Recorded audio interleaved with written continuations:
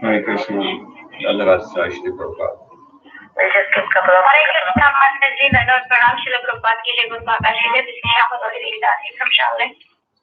Hare Krishna Shamagari Mataji, please accept my humble obeisances on Guru Shri Prabhupada. Thank you so much for joining the call, Mataji. Hare Krishna. Hare Krishna Mataji, Dhanyavad Pranam Shri Prabhupada ki Jai Guru Maharaj ki Jai Dunya from Ujjain. Hare Krishna Vinaya Mataji, please accept my humble obeisances on Guru Shri Prabhupada. Thank you so much for joining the call, Mataji. Hare Krishna. Hare Krishna Lakshmi Mataji, please accept my humble obeisances on Guru Shri Prabhupada and Guru Maharaj. You will ask me the same. Hare Krishna Preeti Mataji, please accept my humble obeisances. Srila Prabhupada, thank you so much for joining the call, Mataji. Hare Krishna. Hare Krishna Mataji. Dhanyavad Pranam Srila Prabhupada and Guru Maharaj. This is Lavanya from Charlotte.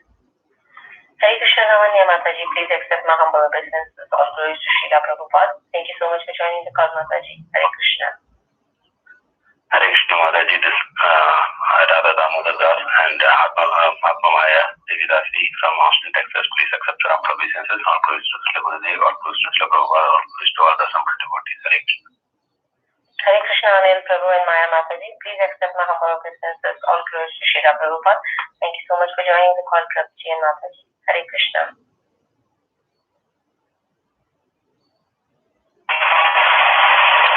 Hare Krishna Mataji, this is Rita from Village.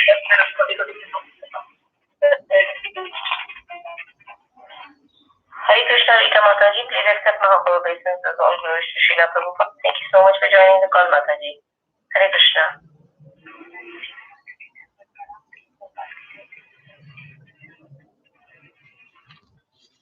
Hare Krishna Mataji, please accept my humble glories to Srila Prabhupada. Thank you so much for joining the call, Mataji. Hare Krishna.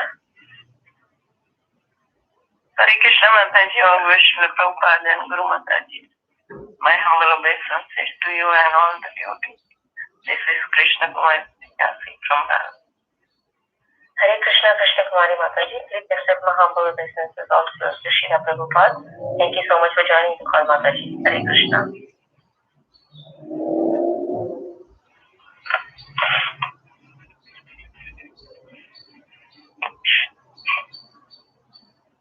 Do we have any more introductions at this point before we start the class?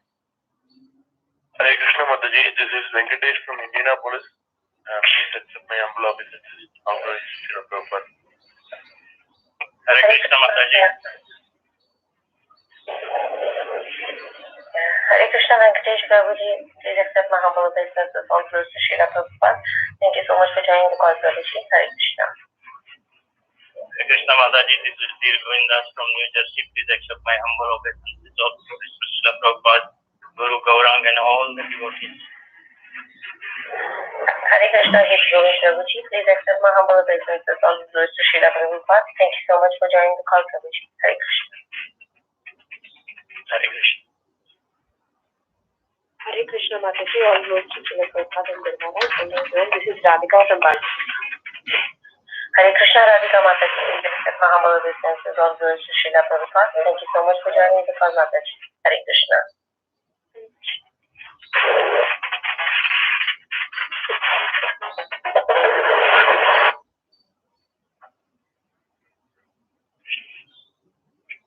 The recording is starting.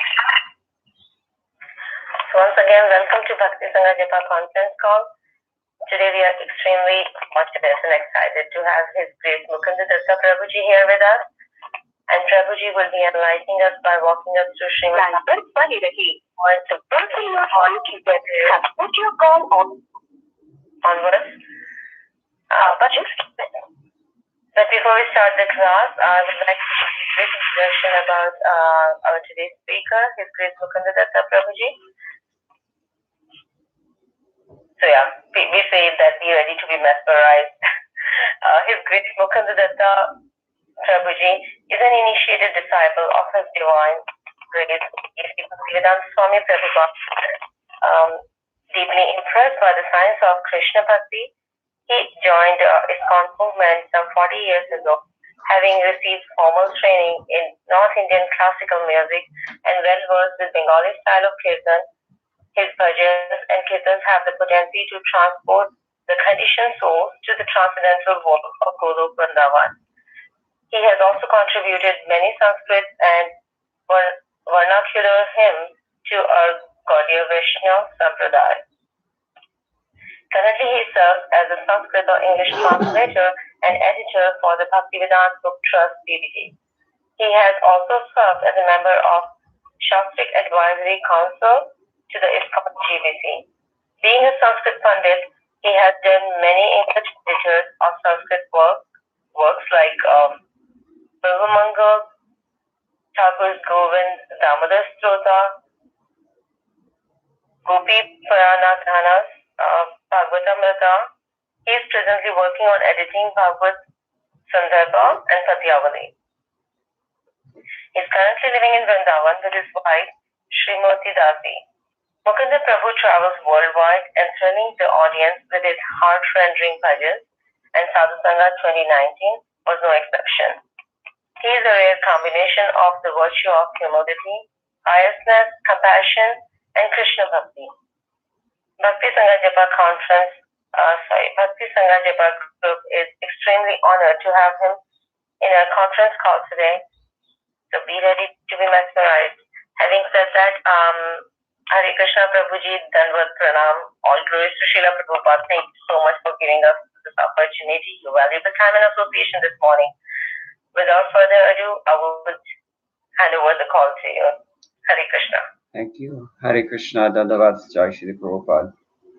Today we will study Srimad Bhagavatam, Canto 4, Chapter 16, and the text is number 2.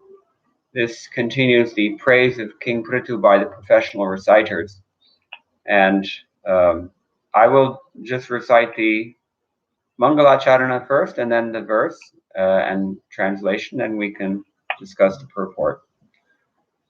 Om Namo Bhagavate Vasudevaya. Om Namo Bhagavate Vasudevaya. Om Namo Bhagavate Vasudevaya. Narayanam Namaskritya Naram Chaiva Narottamam Devim Saraswatim Vyasam Tato Jayamudirayet Nashta Praeshva Bhatresho Nityam Bhagavata Sevaya Bhagavati uttama shloke bhaktir bhavati naishtiki Krishne swadhamo bhavate dharmajnanadibhis saha kalau nashtatrashamesha puranarko dhunoditaha nalam vayam te mahimano varnane yo deva varyo avatar mayaya venanga jatasya cha paurashani te vachaspati abhibhabhamurthyah. Translation. The reciters continued, Dear King, you are a direct incarnation of the Supreme Personality of Godhead, Lord Vishnu, and by his causeless mercy, you have descended on this earth. Therefore, it is not possible for us to actually glorify your exalted activities. Although you have appeared through the body of King Vena, even great orators and speakers like Lord Brahma and other demigods cannot exactly describe the glorious activities of your lordship. Purport by His Divine Grace A.C. Bhaktivedanta Swami Srila Prabhupada. In this verse, the word Mayaya means by your causeless mercy. The Mayavadi philosophers explain the word Maya as meaning illusion or falseness. However, there is another meaning of Maya, that is, causeless mercy. There are two kinds of Maya, Yoga Maya and Mahamaya. Mahamaya is an expansion of Yoga Maya, and both these Mayas are different expressions of the Lord's internal potencies. As stated in Bhagavad Gita, the Lord appears through his internal potencies, Atma Mayaya. We should therefore reject the Mayavad explanation that the Lord appears in a body given by the external potency, the material energy. The Lord and his incarnation are fully independent and can appear anywhere and everywhere by virtue of the internal potency. Although born out of the so-called dead body of King Vena, King Prithu was still an incarnation of the Supreme Personality of Godhead by the Lord's internal potency. The Lord can appear in any family.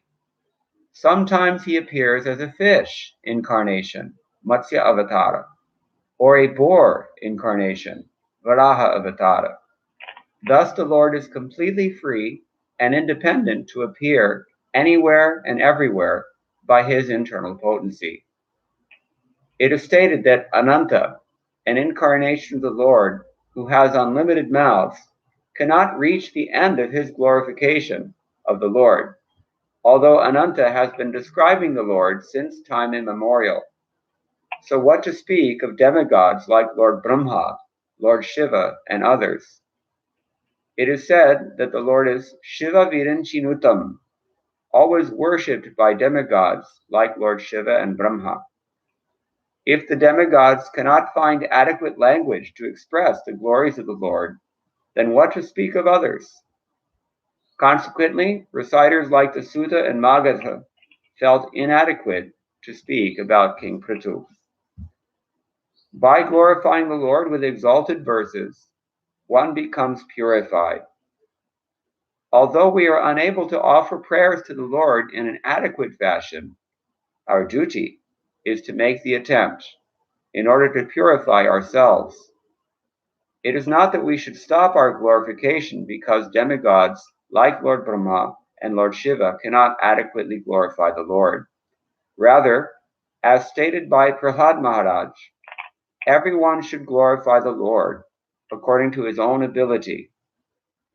If we are serious and sincere devotees, the Lord will give us the intelligence to offer prayers properly. Om Jnanatimarantasya Jnananjanashalakaya Chakshurunmilitam Yena Tasmai Shri Gurave Namaha. Mukam Karoti Vachalam Pangum Langhayati Girim Yatkripatamaham Vande Shri Gurum Dinataranam.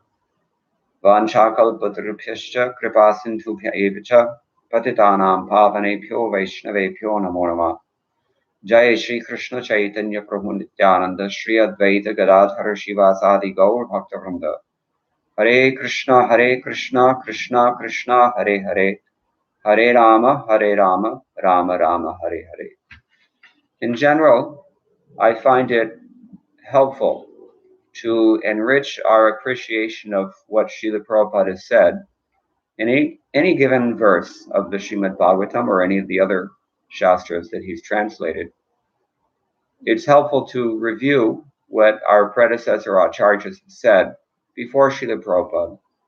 And that way we can see that in most cases what Srila Prabhupada is writing is not coming out of his own imagination, but is actually representing his Guru Parampara. So let's just quickly review what some of the acharyas commenting on this verse have said. Sridhar Swami writes, Na'alam na samarthaha. The first word of the verse is Na'alam. Alam means enough.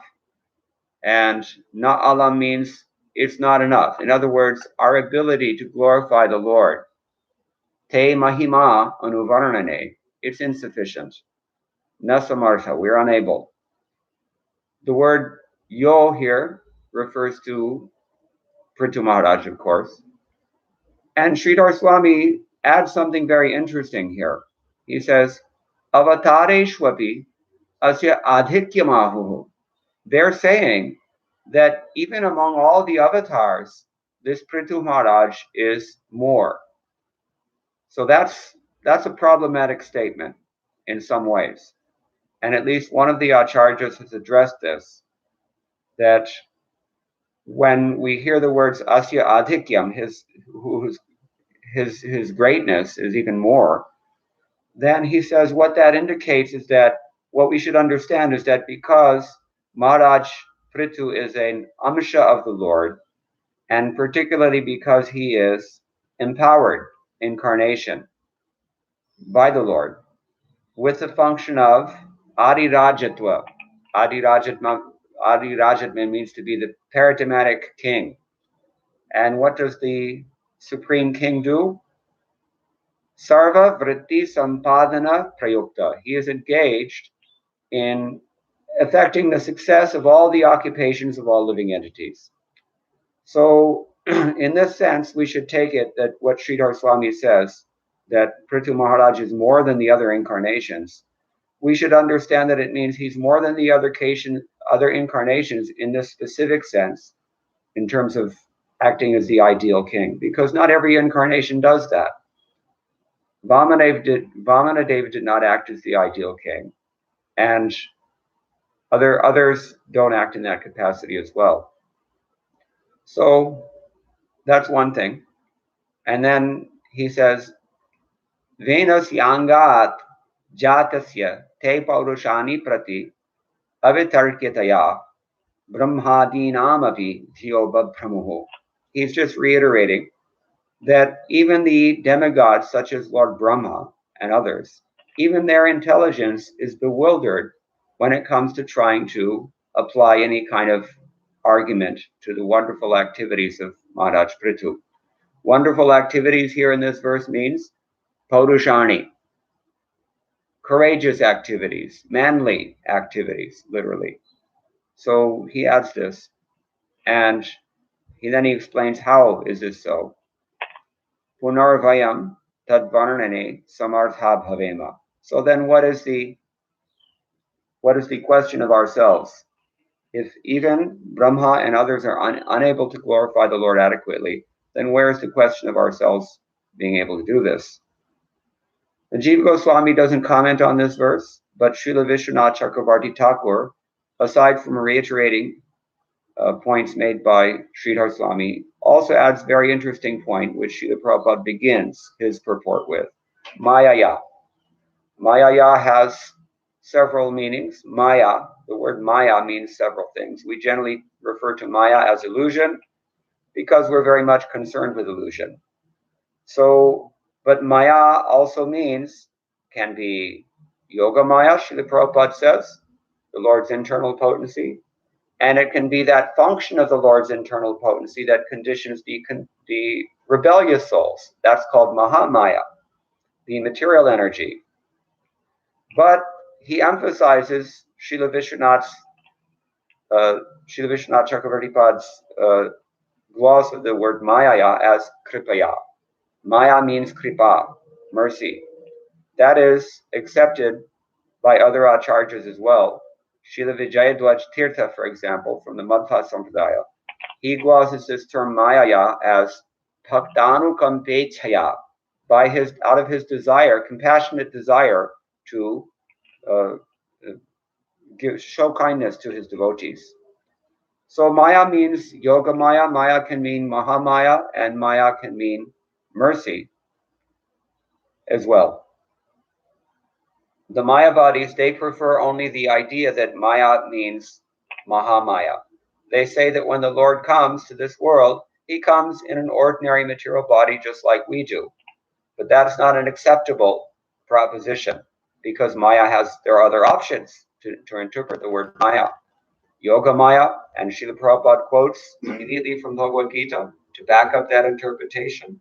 Sambhavami Atma Mayaya, Krishna says, when I come to this world, I'm not coming out of Mahamaya, I'm coming out of my own Yoga Maya or Atma Maya, spiritual potency. Therefore, the conclusion, Srila Prabhupada writes, is that we should reject the Mayavad explanation that the Lord appears in a body given by the external potency, the material energy. So that's one point that Srila Prabhupada makes. Vishwanath Chakravarti Thakur interprets the word Maya in yet a fourth way. He says, Yadva Sashaktya Archishasaha. The Lord appears along with Archi. Who is Archi? Archi is the consort of Maharaj Prithu. In other words, she is the corresponding form of Lakshmi Devi in the pastimes of Maharaj Prithu. So she is his Shakti. Sashaktya, along with his own Shakti, he appears. So that's another way we can take it. The word te here, it refers to your, tava. And then the rest of the points he says, they're as given by Sridhar Swami. So, because Krishna's tu Bhagavan Swayam, we should not understand that if Prithu Maharaj is more than the others, that means he's the supreme personality of Godhead. That would be contradictory to what the Shastra says. So we have to take it that he is an Amsha, or part and parcel of the Lord, empowered by the Lord. And this is something that Srila Prabhupada directly states in his translation. Dear King, you are a direct incarnation of the Supreme Personality of Godhead, Lord Vishnu, and by his causeless mercy, you have descended on this earth. I've seen that Srila Prabhupada very often incorporates the ideas given in the commentaries by his predecessors into his purports or sometimes even into his translations. And this is a case where he's doing that. So these are 2 points. 1 point actually, dealing with the meaning of the word Maya. I see 6 points that Srila Prabhupada makes in his purport. A second point that Srila Prabhupada makes is that Krishna can do anything, and Krishna can appear anywhere, in any way, anywhere. This is again affected by his internal potency. And Srila Prabhupada discusses this in a few sentences when he says, the Lord in his incarnation are fully independent and can appear anywhere and everywhere by virtue of the internal potency. Although born out of the so-called dead body of King Vena, King Prithu is still an incarnation of the Supreme Personality of Godhead by the Lord's internal potency. We can see in this purport, Srila Prabhupada continuously returns to this idea that it is by dint of the Lord's internal potency that the Lord is affecting all of his pastimes in this way. In a similar way, when Jiva Goswami when Srila Rupa Goswami is describing all the different forms of the Lord in his Lagu Bhagavatamritam, and when Jiva Goswami describes the Supreme Personality of Godhead, especially in his Bhagavat Sandarbha, he's also emphasizing that the Lord is who he is by dint of his internal potency. She is so powerful. So the Lord can appear in any family. Sometimes the Lord appears as a dwarf Brahmana. Sometimes the Lord appears in a family of cowherds. Sometimes the Lord appears as non-humans, a fish or a boar or a tortoise. He can appear anywhere. He's completely free and independent and can appear in any way that he wants. And this is why Hiranyakashipu was completely bewildered when Narasimhadev appeared before him, because not only was this a non-human form, but it was also an unprecedented form. Nobody had ever seen such a creature before. And Hiranyakashipu was completely confused by this. This is the Lord's Leela. But the devotees, they're always able to recognize the Lord because the devotees are surrendered to the Lord. They appreciate and they glorify him as well. I won't dilate on this point too much because it's described in the next verse, text number 3 of this chapter. But these suttas and these vandis and magadas, professional glorifiers, you could say, they feel that they are themselves inadequate to properly understand the Lord's glory and to properly express the Lord's glory. And this is why, because even great demigods, Lord Brahma and Lord Shiva and others, they're also unable to fully glorify the Lord. And Srila Prabhupada completes this by adding his own observation. Although Ananta has been describing the Lord since time immemorial, it is stated that with his unlimited mouth, he cannot reach the end of his glorification of the Lord, so what to speak of others? Srila Prabhupada points this out. Even the Lord himself cannot glorify all of his activities. So if the demigods can't find adequate language, then what to speak of others? This is the point. Now, Srila Prabhupada finally, he brings up this very, very important point in the last paragraph of his purport. He says, by glorifying the Lord with exalted verses, one becomes purified. So the implication here is that even though we cannot fully glorify the Lord, we can glorify him to whatever extent that we're able, and we become purified by that endeavor. And therefore, the injunction is that we should glorify the Lord, because that is how we become purified. Kirtaniyah sada harihi. Even though we can't fully glorify him, we make that attempt, and that attempt is pleasing to the Lord. Shrinvatam sukatha Krishna punya shravana kirtana. Hridayantasto hyabhadrani vidhunoti sukratsatam. From within the heart, when the Lord hears our sincere and serious prayers and praise, he reciprocates from within and he qualifies us. He purifies us such that we can offer adequate praise of the Lord. What is the system for doing that? In the beginning, we should adopt the prayers that were offered by great Mahajanas, great devotees. For example, in the Bhagavatam, there are so many stotras given by either demigods or by great devotees. Kunti is glorifying the Lord in the first canto, and Brahmaji and others are glorifying in the 10th canto. Prahlad in the 7th canto is offering wonderful prayers in glorification of Lord Narasimha, like this. These prayers we can learn, we can memorize, and we can recite these prayers ourselves.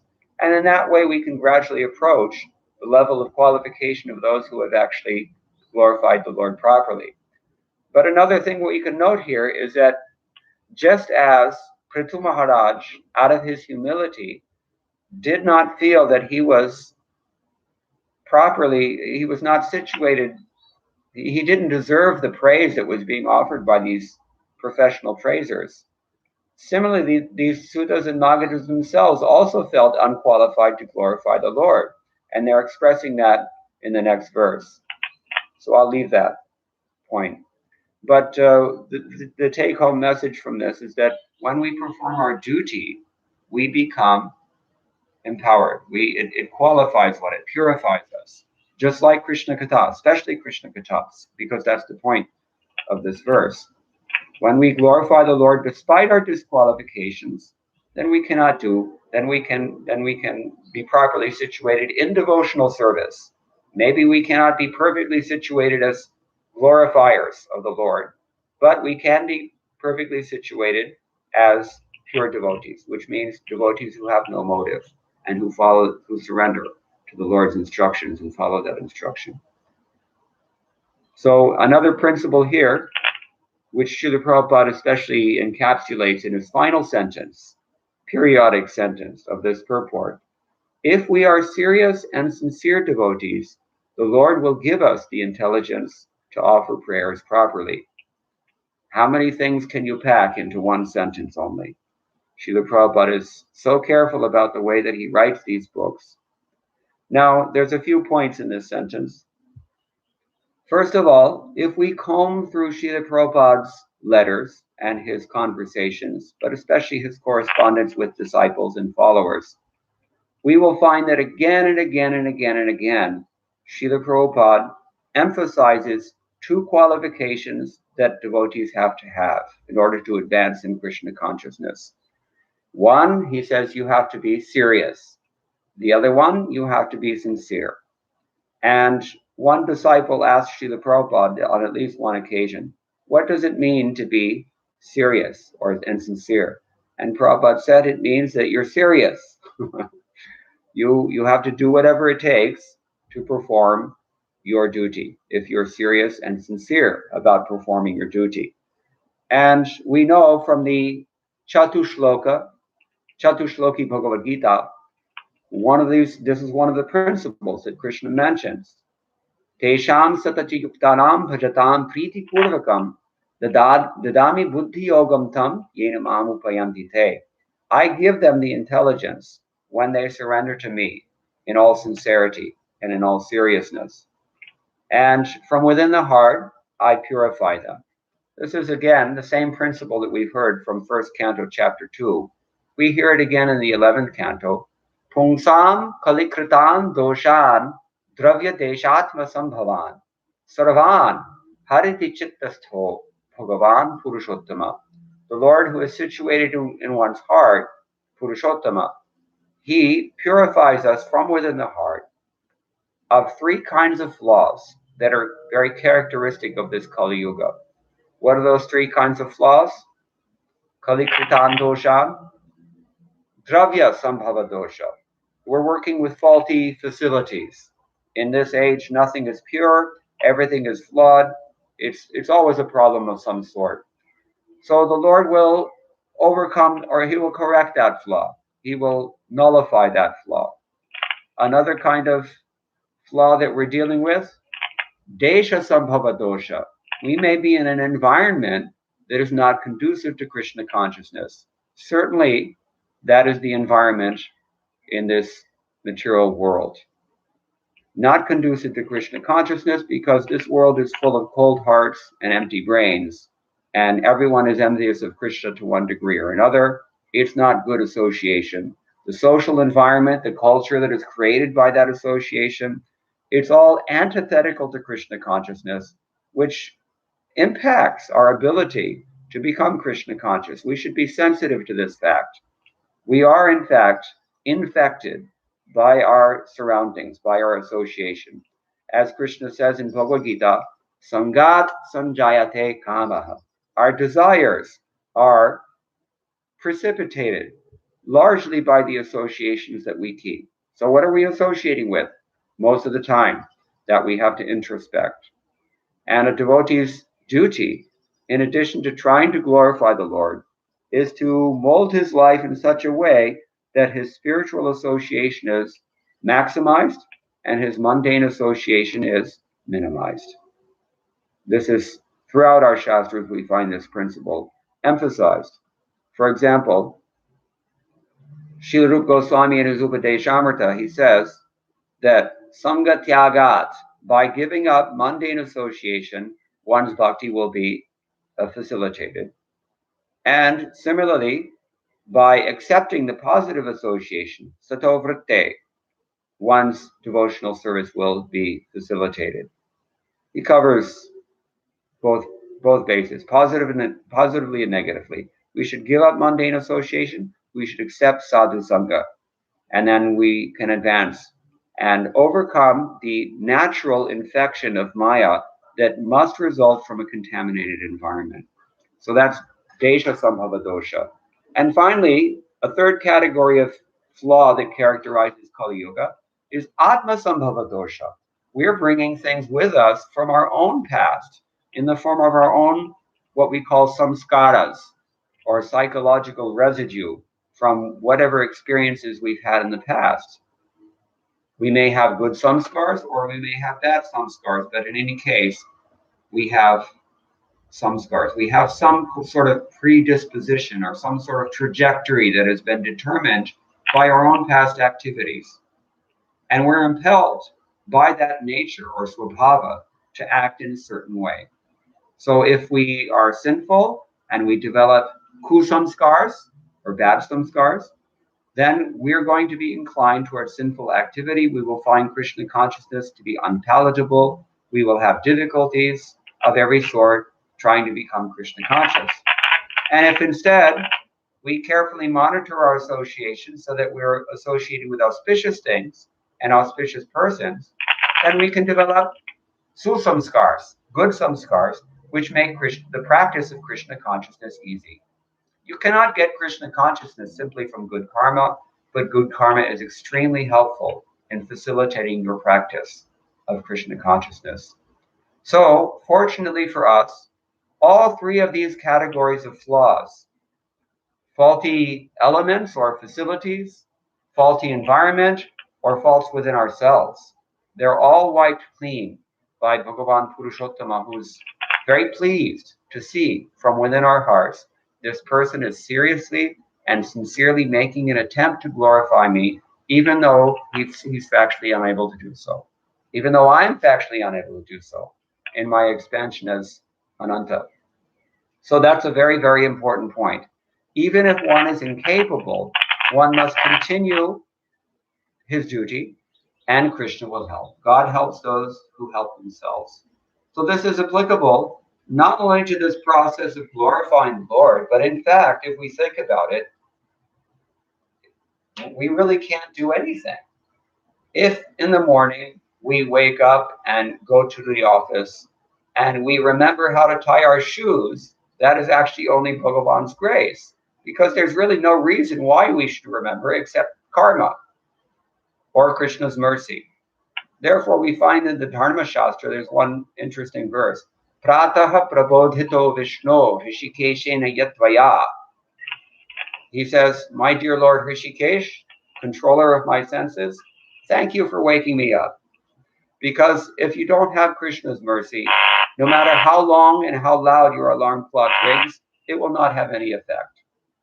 So, another song in Brij Pasha says, Guru Kripa Bina Nahi Koi Sadhan Bal. Your sadhana bhakti will not be effective unless you have Kripa, especially Guru Kripa. So this is the significance of the interpretation given by Srila Vishwanath Chakravarti Thakur, Srila Vijayadwaj Tirtha, and ultimately Srila Prabhupada. The word Maya means mercy. The Lord is merciful, therefore we can do anything. Sometimes people say we can't follow so many things. But if you try, then Krishna will help. This is the fact. He's always responsive and he will always help us. So these are a few things. As I said, I see these 6 points are described in Srila Prabhupada's purport. First of all, Maya, which can mean either Yoga Maya or Mahamaya, actually in this verse means Kripa, out of the Lord's mercy. Bhaktanu Kampechaya. He comes to show mercy to his devotees. He comes as Prithu Maharaj, not by the external energy. And then Srila Prabhupada emphasizes the second point, Krishna can do anything and appear in any way by his Yoga Maya potency. Because of that inconceivable nature of his appearance and activities, nobody can actually glorify him. That's described in the next verse, text 3. That's the third point. Fourth, even these suttas and others, they also felt incapable, showing their humility just as much as Maharaj Prithu did.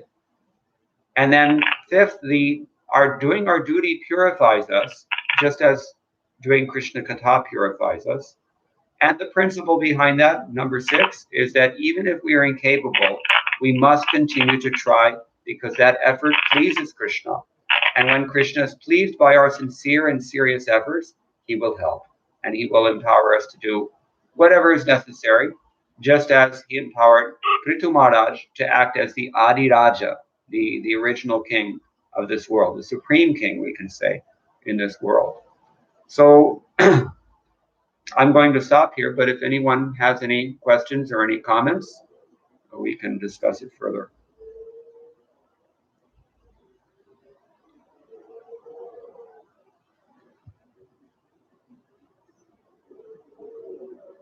Are they still there? Hare Krishna Prabhu. Thank you for class. I have one question, which is that I've heard that before we ask anything of Krishna, our request should always be preceded by glorification of him. So if you look at it from, let's say, mundane perspective,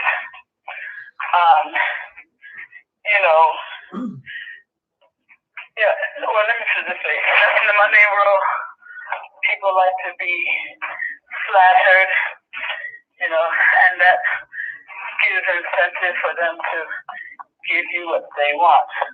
But obviously, that is not Krishna's motive.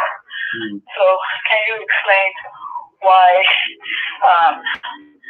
this injunction is there, that we should glorify Krishna before asking him for whatever it is we want? This is a very good question. It's a very relevant question. Children, immature persons, children especially, they just come and tug on the mother's clothing and say, I want this, I want that. It's a fairly gross approach. So we have that nature also. We're so self-absorbed and so selfish, and we're just intoxicated by our own desires, that this is our tendency. That tendency has to be countered somehow. And the Shastra therefore enjoins, don't just go and demand what you want from the Lord as if he were your order supplier. You should try to glorify him first. Do something selfless. Think about God. Absorb yourself in his glory. Chant his holy names. In other words, perform sankirtana, because that's going to purify us. So the injunction is necessary. Just demanding things from the Lord is not going to purify you. But if we glorify the Lord, that it necessitates that we have to think a little bit about his glory and think about how to express his glory in words, even though we're actually incapable of doing so, as it's been described here. But that effort purifies us. This is the significance of Srila Prabhupada's sentence in the beginning of the second paragraph. He says, by glorifying the Lord with exalted verses, one becomes purified. That's how I see it.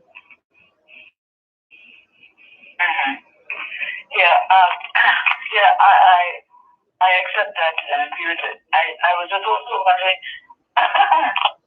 if even if a person does not glorify the Lord first, I'm wondering if simply by approaching Krishna for whatever he wants, even without glorification, as opposed to, going some alternate route, is that in itself purifying? Just the fact that we approach Krishna and not somebody else without any glorification. Yeah. I mean, obviously, if there is some purification, it would be less than if you glorify Krishna first. But I'm just wondering, is it purifying just because I'm approaching him and not somebody else? Yes. Any contact with Krishna must result in purification, but if we approach with the right attitude, then not only will we be purified by contact with Krishna, but we will become blessed by the mercy of Krishna. So the devotees want to cultivate that mood. It's a fact. Anyone who even touches a book, Prabhupada said, when we go out for book distribution, even the person doesn't buy the book, but if you put the book in his hands, that person has touched the SMD Bhagavatam, which is like touching the lotus feet of Krishna. So he must benefit from that. But of course, the best thing is if he actually opens up the SMD Bhagavatam. That way, in addition to touching it, he'll also hear something valuable. So either way, a person gets benefited, but the devotees are conscious of the value of their time, and they therefore make the best endeavor that they can to be serious and sincere and actually surrender to Krishna. Okay, thank you, Bill. Actually, just one last thing, because this is prompted by your answer just now. It's completely tangential. But, when you said that when we put, if a person even touches one of the scriptures, he is touching Krishna's lotus feet. So we know that, I think it is correct to say that, all parts of Krishna's body are, in one sense, the same. So when if a person touches the Bhagavatam or some other such book, is it correct to say that, is it also correct to say that he is, coming in contact with Krishna's hands or his face or any other part? You can say, in a sense, you can say that. Angani yasya sakalendriya vrittimanti. That all the Lord's parts, they can perform the functions of all the others. In that sense, they're all non-different. Still, we say that with regards to the Srimad Bhagavatam being non-different from Krishna, the first canto in particular is the lotus feet of Krishna, and the second canto moves up, and finally you get to the 10th canto, which is the smiling face of the Lord. This is also stated.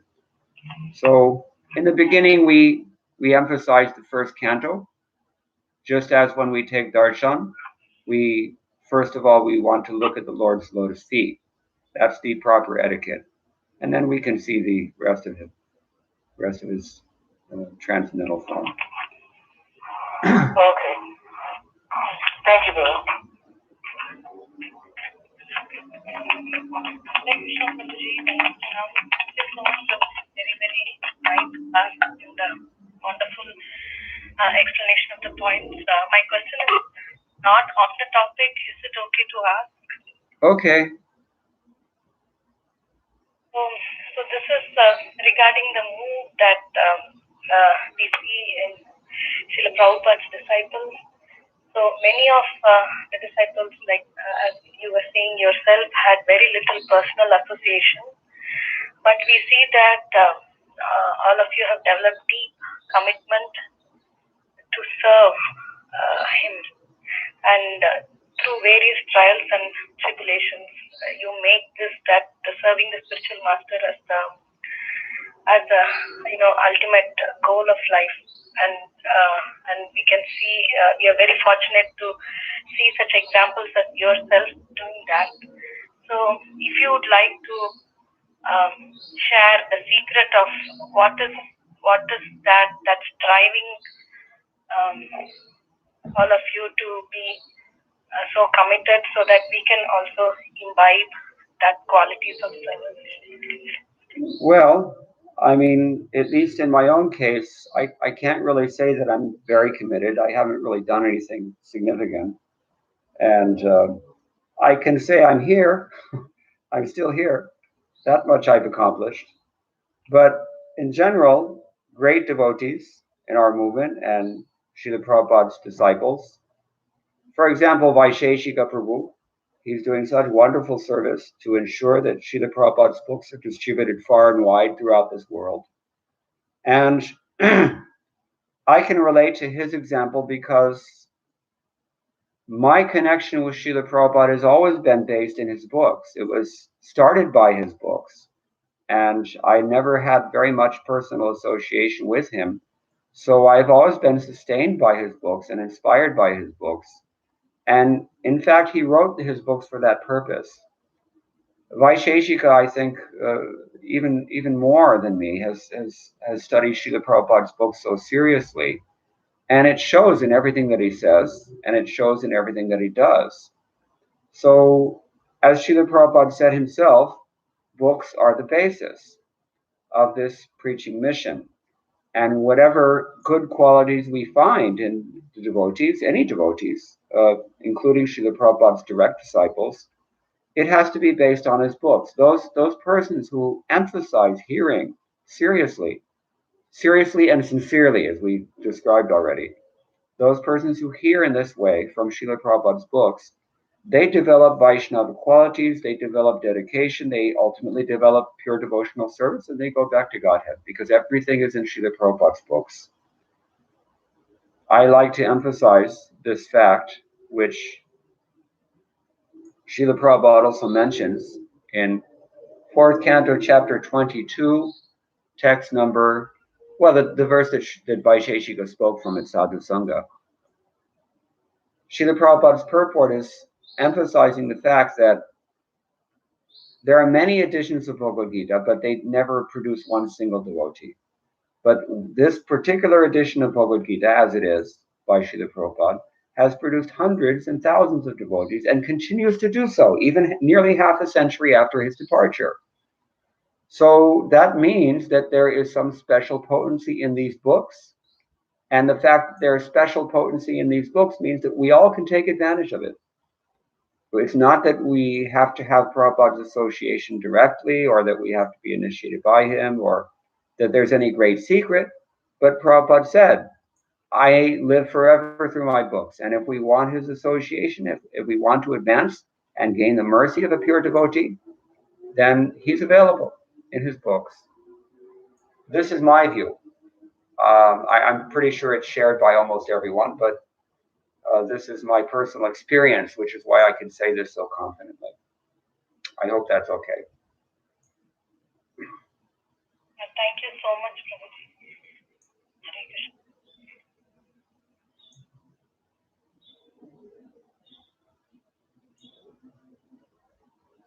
Hare Krishna, Prabhu.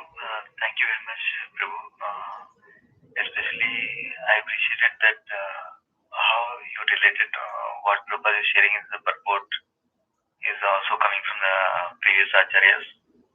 I always heard that Sri Prabhupada gave in a simple way the previous acharyas commentaries and purports for us, but you practically illustrated that today. That was helpful for me to appreciate that. Furthermore, I had one question, Prabhu. When you were discussing in the purport, Sri Prabhupada discusses the one point about how Mayavadis consider Krishna's body is from external potency, like that. And then Sri Prabhupada clearly indicates this theme in many places in Bhagavad Gita and also Bhagavatam also, this theme about how Krishna's body is not material, Krishna is above the modes of nature, like that. So I always wonder, whenever I get to that theme, what is the real import for the practicing devotees? Is it just to be cautious, or not to think Krishna as one of us? That is import, or something a lot more than that? Prabhu, if you can share something that will help for practicing devotees. This reiteration and the emphasis that Srila Prabhupada gives to this principle, and in fact the reason that Krishna himself mentions it in Bhagavad Gita, it has massive importance, because as conditioned souls, our constant tendency is to relegate Bhagavan to a position of relative unimportance, and to elevate relatively unimportant things to the position of Bhagavan. So the way that we do this is by saying that Krishna is, for example, a great personality, but not necessarily the supreme personality of Godhead. Or the way that the Mayavadis do this is by saying that Krishna is the supreme, but he has come in a form made of his external energy, and so the real supreme is something else. All these different strategies, if you will, they're really only manifestations of the fact that we have some envy of God, and we are very hesitant to really just accept him as he is. And because accepting him as he is necessitates also surrendering to him and doing whatever he wants us to do. And our envy is that we are not willing to do that. So not only in Bhagavad Gita, but as you said, throughout Srila Prabhupada's books, he's constantly hammering on this point that Krishna is not here just in the same way that you and I are here. He is in a transcendental category altogether. He is omnipotent. He is omniscient, unlike ourselves. We constantly have to hear this because we are disinclined to accept it. And that is the unfortunate fact of being conditioned souls. We're not really ready to take Krishna at face value. Now, another manifestation of this envy, if you will, is that when we chant the holy name, we think that the holy name of Krishna is a mundane sound vibration. It is exactly the same principle. There is no difference between saying that the deity is made out of marble or saying that when Krishna incarnates, he comes in a body made of the 5 elements like you and I do. And to say that Krishna's holy name, or to think, to assume, to postulate that Krishna's holy name is a mundane sound vibration. We generally won't say this directly, but we do think this, actually. Whether we're aware of it or not, we actually do think like this. And that is why we don't take our japa seriously. That is why we don't have a taste for chanting the holy name. At Sadhu Sangha, we were singing this song of Bhaktivinoda Thakur in which he's lamenting that this is his condition, and he's praying, when will I feel goosebumps all over my body when I'm chanting the holy name? When will the tears flow from my eyes like torrents of rain? This is the sign of somebody who has actually realized that this holy name is not different from Krishna, the Supreme Personality of Godhead. And in someone who has realized that Krishna is, in fact, the Supreme Personality of Godhead. Therefore, Srila Prabhupada has to hammer on this point again. That's one reason. We all have an innate envy of God that has to be deconstructed, if you will. That would fall into the category of Kali Yuga contamination that we described already as Atma Sambhava Dosha. And another problem is that in human society, our understanding of spiritual life is largely colored by the contamination of Mayavad philosophy. This philosophy is so popular worldwide, actually, even though it comes from India, but it's actually found worldwide in various combinations and permutations and forms, because it serves the purposes of the conditioned souls so nicely. We come into this world out of envy of Bhagavan, and we want to enjoy apart from Bhagavan. And if we find that we cannot do that, then at least we can try to deny Bhagavan in some way or another. And Mayavad philosophy allows us to do that by saying that, well, look at it this way. We're envious of God, and which means that we actually want to become God. And that is exactly what Mayavad proposes. Therefore, it's very popular. Now, here's another thing we can consider from a socio-historical perspective. In around let's say 200 or 300 years ago, this Mayavad philosophy was not as prominent as it now. Certainly, it was not as popular as it is now. Mayavad philosophy was very much patronized by the British, and particularly it was patronized at a time that they found... Muted. Hello? Unmuted. Can you hear me? Please mute your phone. Hare Krishna, can you please check the phone? Somebody's phone is not on mute. Sorry for the interruption. Okay. The British, around the time that nationalism was rising and they felt that their Rajya was threatened, Muted. They very much Unmuted. empowered Muted. this Mayavad philosophy, and they put people like Max Mueller and others to emphasize that this is traditional Hinduism, when it isn't. It is not traditional Hinduism. But the British had a purpose to fulfill. You people say, you Hindus, you say, Brahma Satya Jagan Mithya, that the only absolute thing is Brahma, and this world is false.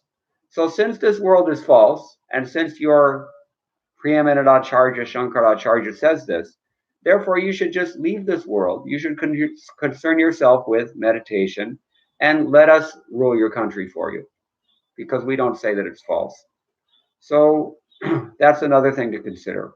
Mayavad serves the purpose of the materialists very well. In fact, 700 or so years ago, Shripad Madhvacharya said, he predicted, if this Mayavad philosophy is allowed to spread widely, then all morality in the world will be finished.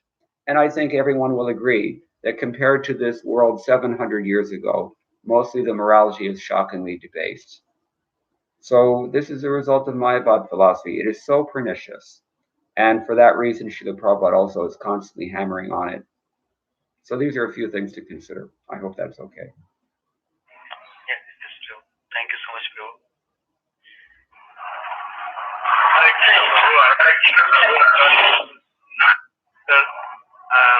Like I always have this question in my mind, but I never found an answer for this. But why would Shankaracharya, being a great devotee, like propagate the philosophy of Mayavad philosophy? Yes, perennial question. This is not Shankaracharya. Vishnu himself did it. That's even more bewildering. He came as Buddha as well, which is equally bewildering. So there's a history to consider here, which Srila Prabhupada explains in his books. At the time of Buddha, people were abusing the injunctions given in the Shastras for animal sacrifice, Vedic sacrifices, Gometa, Ashwameta, etc. And they were just using this as an excuse to eat meat, just to satisfy the tongue.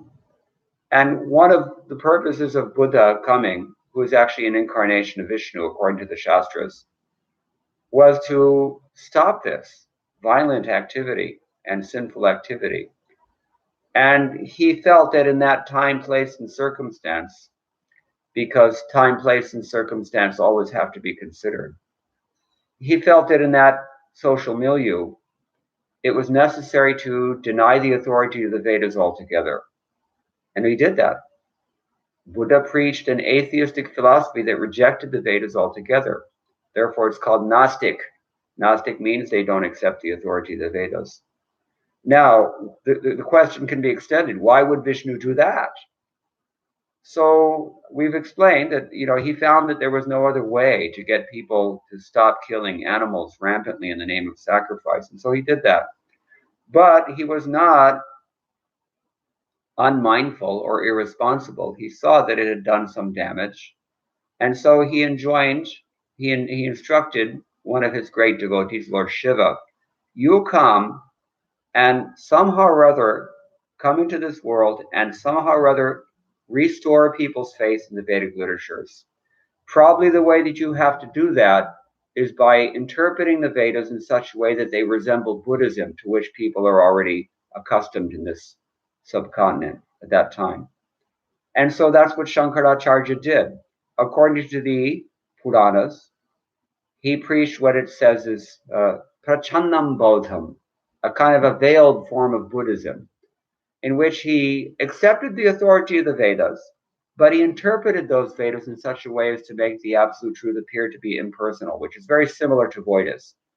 The Buddhists are Voidists, and the Mayavadis are impersonalists, but practically speaking, neither of them accepts the reality of Lord Krishna. And both of them have some degree of atheism.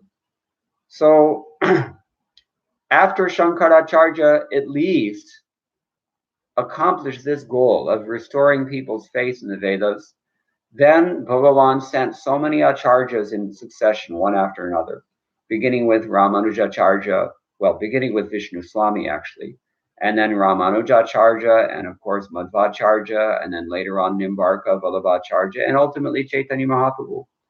Chaitanya Mahaprabhu restored the pristine vision of the Vedas in the form of pure devotional service. And he did this through the 6 Goswamis of Vrindavan and their writings. So it's a long trajectory, and it was deemed by the Lord to be necessary to take these measures for various times, places, and circumstances. But ultimately, in the form of the Krishna consciousness movement, the Lord's desire has manifested itself to restore people's faith in the Vedas and respect for pure devotional service and to take it up. That's Srila Prabhupada's unique contribution. Is it clear?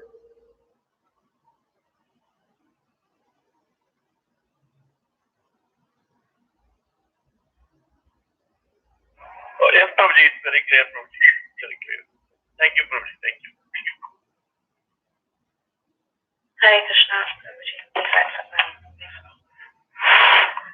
Thank you for the very, very beautiful class with commentaries from previous acharyas and focusing on the different meanings of Maya. Prabhuji, I have a couple of questions. I don't know if I'm thinking too far, but I just want some help with this. The first question is about Prathu Maharaj. And in the case of Prathu Maharaj specifically, in this verse, we see that he is also described as Varya, the foremost. Mm-hmm. And you explained that is because he was the Adiraja, he was a great king. In the same couple of chapters, that is the previous chapter and this chapter, we also see that Prathu specifically descended with the marks of the Lord, which specifically says the four-armed Lord who holds a conch disc entered Prathu with his potencies.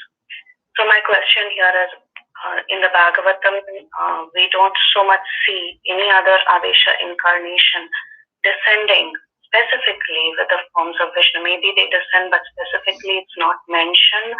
So my question was, is it something, the marks of Shankha and Shakra, when it comes in an Avesha incarnation, does it mean there is this potency to be a king or for the purpose of maintenance?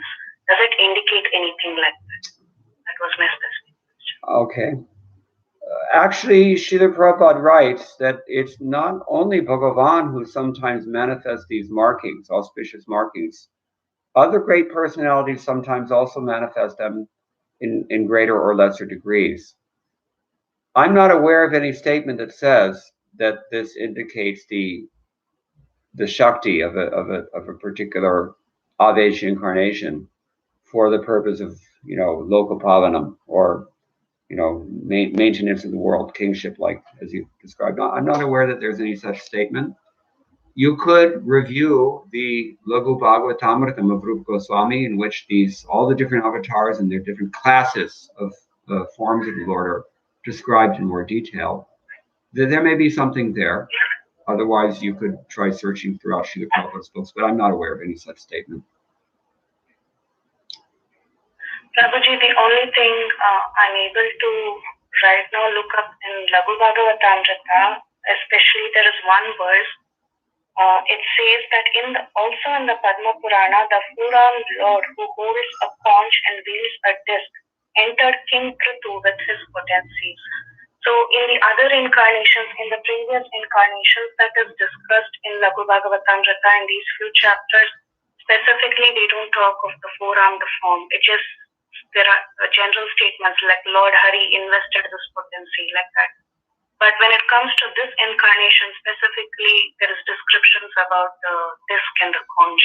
Mm-hmm. That's where I had this question. Okay. Generally, when the Lord incarnates, he does so through his Chaturvyuha and particularly through the Purusha avatars, Kshirodakashai Vishnu in particular. So he may manifest in this or that form. As Prabhupada writes in this purport, he's completely free to do anything and everything in any way that he wants. So I don't know that it has any particular significance. Okay, Prabhuji. Thank you so much. And the other question was, since we were talking about Buddha and Shankaracharya, this question has been coming up with classes for the children. we see in Bhagavatam there are two verses that talk about Buddha. In Canto 1, Chapter 3, verse 24, there is a mention of his incarnation. Again, in the second canto, there is another mention of Lord Buddha, who was, we see that he came at a time when there were rockets and spaceships flying. And then there in the purport, Prabhupada writes that Jiva Goswami mentions that this Buddha is from a different kalpa. So my question there, or rather a previous Kali Yuga, not a different kalpa, it was a previous Kali Yuga. And then we also hear of another Buddha, Siddhartha Gautama, who came much later. So is it correct to conclude that this Siddhartha Gautama, who came much later, is not an incarnation at all in any sense? Well, that's hard to say. In general, when we find discrepancies in the different Puranas and other sources about incarnation, or about anything actually, but particularly with regards to incarnations, we call this kalpabhed, in which the Lord is, a little bit, he's manifesting differently in different times, places, and circumstances in accordance to the requirements of those times, places, and circumstances. His Holiness Giriraj Swami gives a wonderful analogy to explain this. Here you have Walmart. Every Walmart store is going to basically sell the same stock, and every Walmart outlet will organize that stock in essentially the same order as well, so that any Walmart you go to anywhere in the country, you can easily find what you're looking for because you know where it's going to be. However, the physical facilities of each outlet of Walmart will be slightly different. And in that way, we will find some not exactly the same. In that way, each universe and each kalpa and each new load of conditioned jivas who require being preached to by an incarnation in a given time, place, and circumstance, they're all going to be different. They're going to have different desires, they're going to have different karmas, they're going to have different conditionings, and the universes will be of different sizes. So this is called kalpabheda. And therefore we find that, say, Padma Purana describes Narasimha avatar in such and such a way, but Bhagavad Purana describes it in a different way. And we become confused because we're not looking at the bigger picture, which is that these incarnations are coming yuge yuge, sambhavami yuge yuge, time after time after time, in all different circumstances. So it's very hard to say that the Buddha that appeared in of whom we have historical record is not the incarnation of Bhagavan, because the overlap is so strong. It's exactly like the position with Kapila Dev. There was the incarnation Kapila Dev, and then there's what Prabhupada says he calls the imposter Kapila Dev. I'm not going to go so far as to say that this Siddhartha Gautama is an imposter Buddha, because I'm not aware that Prabhupada has said that. So I'm going to be careful about that. But we can understand that there are many, many different incarnations. Even the same incarnation appears in many, many, many different ways, according to the time, place, and circumstance. That's part of, I think, why the Srimad Bhagavatam says that the incarnations are innumerable like the waves of the sea. You can't really count them. You can't analyze them. It's too much. That much I can say. I think this was very, very clear. Thank you, Prabhu, and it helped me a lot. Thank you. Thank you so much.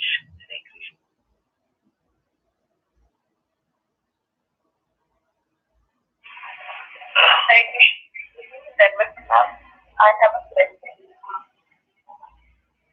Actually, we say that bhakti is independent of jnana and karma, but at the same time we say that we should endeavor, and because this attracts Krishna. So how do we reconcile these two points, Prabhuji? Excellent question. Look at it like this. Srila Prabhupada, in the last 3 years that he was present in this world, he gave roughly 80% of his instructions on the topic of Varnashram Dharma. It's very clear that he was increasingly, urgently, and very forcefully directing those instructions at the initiated membership of ISKCON, his disciples. And he wanted it done. He went so far as to say, this is the remaining 50% of my mission. At the same time, we read throughout Srila Prabhupada's books that Varnashram Dharma cannot really be done in Kali Yuga, and it's extraneous as well. Chaitanya Mahaprabhu concluded that in his discussion with Ramananda Roy. And it is mundane, after all. Dharma really means karma, which is to say that karma, strictly speaking, karma means dharma. What does that mean? When we talk about action, there are different kinds of action. There is vikarma, which means sinful action. There is karma, which means pious action. And then there's akarma, which means Krishna conscious action. So, strictly speaking, karma really means only dharma. And as you said, karma and gyan are extraneous to Krishna consciousness. Rupa Goswami defines pure devotional service as being freed from both karma and gyan. At the same time, practically, we have to admit that devotional service does not consist of anything except for activity and conscious awareness. So I am hesitant to call that karma and gyan, but it functions in exactly the same way. Here's my point. Janma karma cha me divya, Krishna says. When one understands how my karma is transcendental, then he comes to me. And similarly, every morning we pray, Divya Gyan Hriday Prakashito. May transcendental Gyan arise within my heart by the mercy of the spiritual master. So there is a manifestation of both karma and Gyan that are not only completely acceptable within bhakti, but that bhakti can consist of nothing else. What do you have if not activity or awareness? Not much. So when Srila Prabhupada gives the instruction to perform dharma, he's not giving us an instruction to perform mundane activities because it is devotional service. It is for the purpose of devotional service. It is his order. And to neglect the orders of the spiritual master is in fact an offense against the holy name. So we have to be very careful to avoid that. Just like sometimes people who correctly point out our inability to perform Varnashram Dharma properly in this Kali Yuga. They say that Manusmriti, for example, is outdated.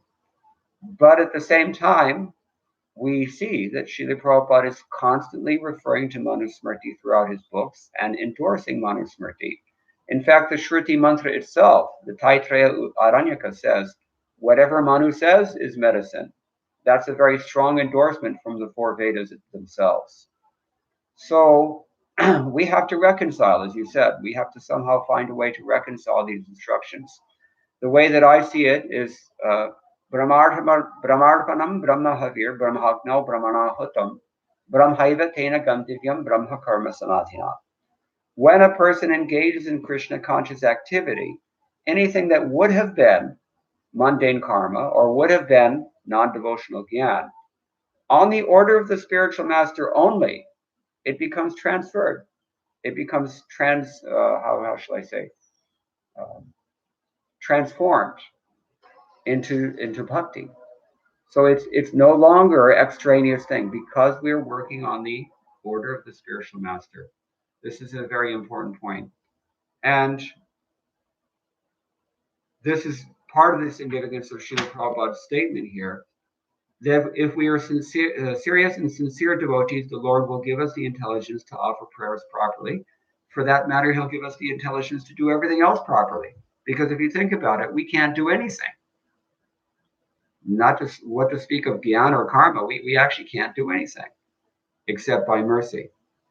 So by trying, despite our disqualifications, on the order of the spiritual master, one becomes purified, as Prabhupada said here. with regard to glorifying the Lord. So that's something to consider. Is that okay?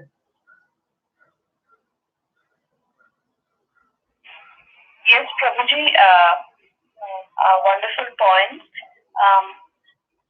But I presume when we are talking of the shelter of the Guru or the spiritual master, one has already taken his or her first step into bhakti. So like you very nicely explained, this is not tinged by jnana and karma on the mundane level. And because one is trying to please the spiritual master, and his or her activities are spiritualized in that sense. How about before you even get the mercy of the devotee and get into I mean, when you're not performing this kind of karma under the guidance of the spiritual master, or even before you become a devotee. So this I is was another more referring to that kind of stage. Okay, this is another excellent question. As I mentioned, my godbrother Sureshwara Prabhu and one Hare Krishna Dasi, they compiled a book of all Srila Prabhupada's quotes on the topic of Varnashram, and he told me that when we first entered into this project, we assumed that Srila Prabhupada was preaching about Varnashram throughout his books only for the benefit of the non-devotees so that they could come to Krishna consciousness. So it's very significant that they realized in compiling all those quotes that Srila Prabhupada actually was directing most of those instructions on Varnashram to his initiated disciples. Because by 1974, 75, 76, certainly 77, Srila Prabhupada saw that his own disciples had very erratic material lives. Most of them were Americans. There was a great deal of instability. People could not remain faithful in their marriages. They got divorced. Sannyasis took to the sannyas order, but then fell down again. People couldn't keep their vows. He saw that his own disciples were having trouble. And he appreciated that one of the great benefits of being dharmic in general, being pious in general, as Varnashram affects, is that one has that material stability which best facilitates the practice of spiritual life, pure Krishna consciousness. Having said that, you're quite correct that Varnashram is actually also meant as a means to bring people into Krishna consciousness. In the Vishnu Purana, book number 6, there's a long discussion between Sagar Maharaj, who is in the family of Ramchandra, and his guru Arava Muni. And Sagar Maharaj approaches Arava Muni and asks him, I am the king of my kingdom. I'm responsible for these people spiritually. How am I going to bring them to the platform of pure devotional service? He specifically asks this question. In other words, his aim was not really very different than the aim of all of us who are considering how to bring people into pure Krishna consciousness. So Arava Muni answers that question in many, many chapters. It's a long discussion. But maybe one of the high points of that discussion is a shloka that Srila Prabhupada quotes ubiquitously throughout his books. Varnashrama charavata purushena parapuman ityadi. The verse means that for ordinary persons, who are ordinary persons, and they're not great souls, but they're not sinful either, ordinary persons, for them, the only means to please Lord Vishnu and to come into pure devotional service is to perform Varnashram's dharma. It's an access point. Hridananda Goswami has made a nice observation about this. He says, when you are taking a highway or a freeway, you call them freeways here, I'm not sure, but when you're getting onto the highway, it's understood that you have to get onto the highway through an on-ramp, access road. And if the instruction is to take the freeway somewhere, it's understood that you're not going to jump from the side streets onto the freeway. You have to go through the access road. In the same way, when we hear that varnashram is the only way to please Lord Vishnu, it is not contradictory to the principle that devotional service alone is the only way to please Lord Vishnu, because it's understood that the access into devotional service, practically speaking, not literally speaking, but practically speaking, is going to be this kind of piety.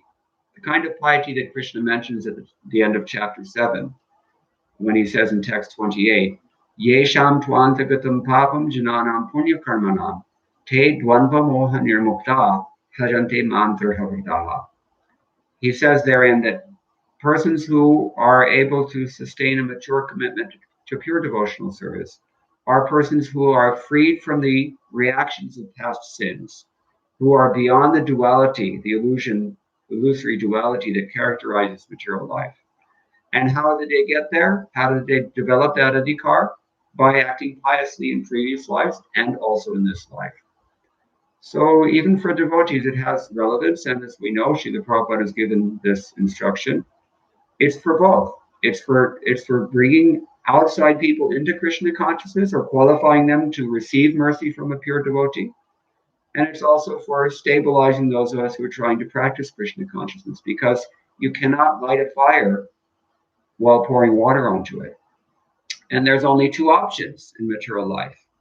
Your activity can either be dharma or it can be adharma.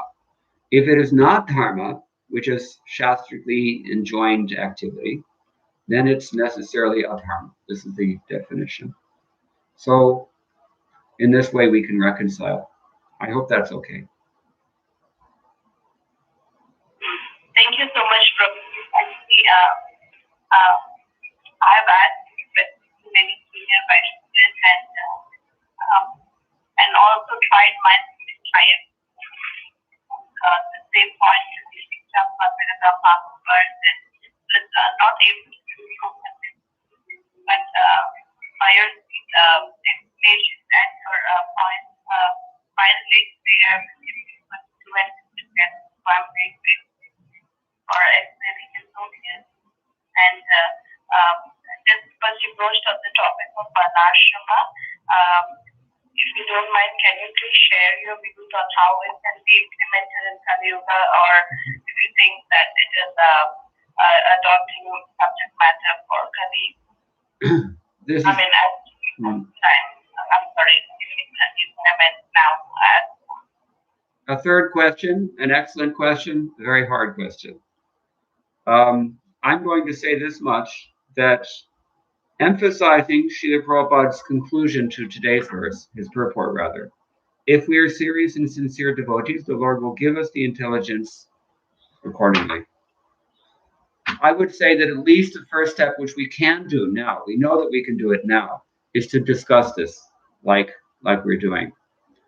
Again, this is a point that was emphasized by the Bhagavatam verse that Vaisheshika Prabhu spoke on the recent Sadhu Sangha retreat.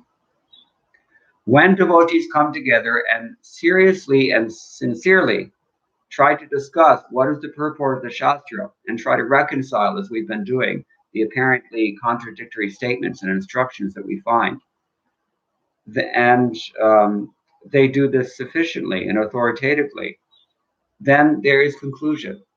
And so the beginning of this long, long journey towards implementing Srila Prabhupada's instructions on this topic is that we have to do this at least. We have to hear and chant about these things. We have to discuss them threadbare. We have to refer to the acharyas. We have to follow the proper, what we call pramana, or the epistemological approach has to be authoritative. Means we have to, whatever we propose, we have to back it up with an authoritative reference from Shastra, Guru, Sadhu Shastra, like this. So in a nutshell, I could say, to answer that question, discussion has to go on. And that's one thing. And now another thing is that in the 11th canto of the Srimad Bhagavatam, we find a very key verse, which outlines not 3 pramanas, but 4. 3 pramanas that we usually hear about are Shabda Praman, hearing from authority, Pratyaksha Pramana, using our senses to perceive things directly, and Anumana Pramana, means conjecture or speculation. Krishna adds to that list a 4th principle, which is aitihya.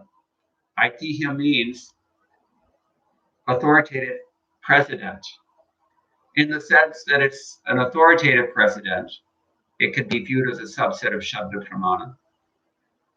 We also know this in Sanskrit as sadachar or shishtachara. The appropriate behavior that we have learned from our predecessors and great authorities. So there is a pre-existing precedent of behavior, even for Vaishnavas. That is something that we don't want to discount too easily, because we can learn. In fact, those who don't learn from the past are doomed to repeat.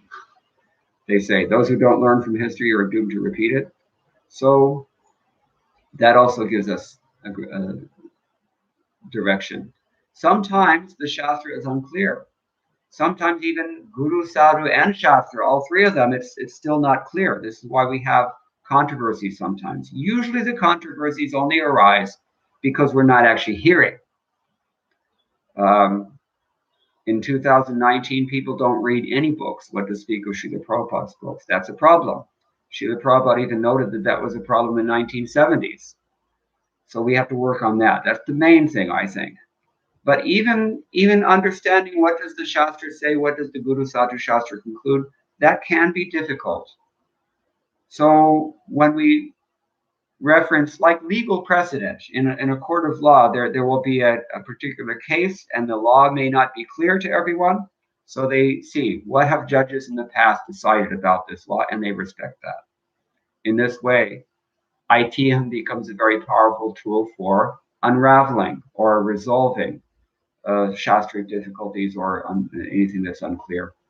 That's another thing to consider. Parampara, evam parampara praptam. We understand from what our predecessors have done. What was their example? In fact, this is endorsed directly by Manu in Manu Smriti.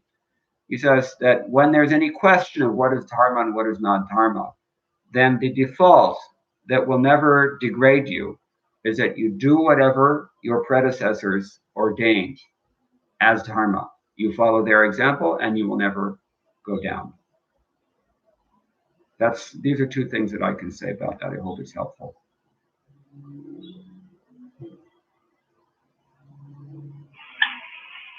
Thank you, Prabhuji. And if you can,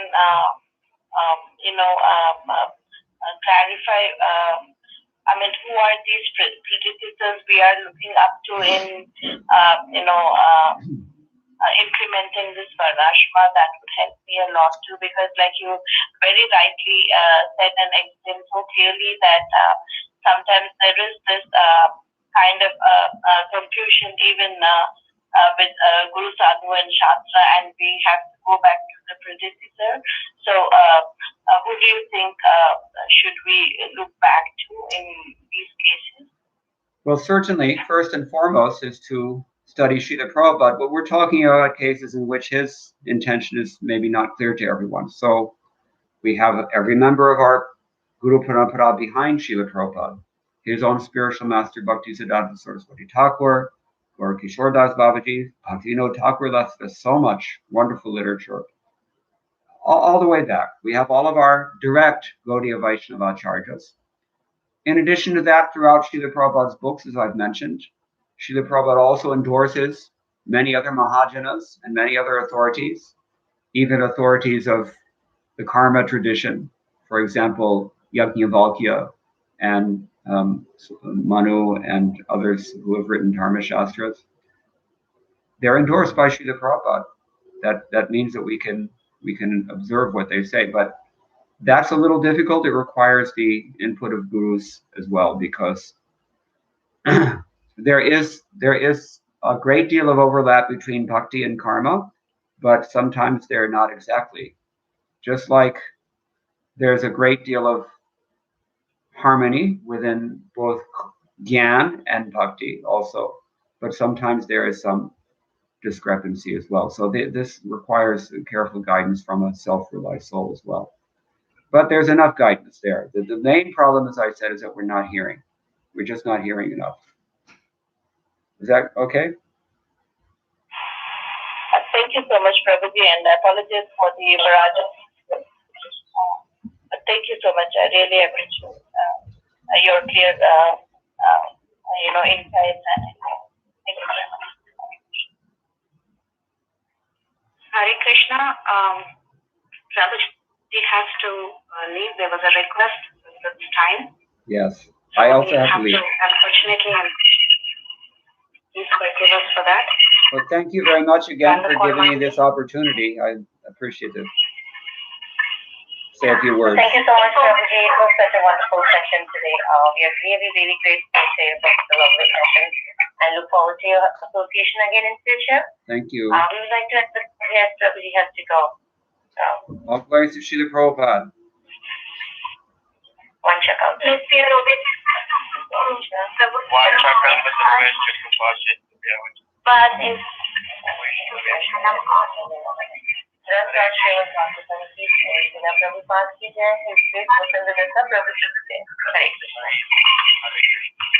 This session is no longer being recorded. This session is no longer being recorded.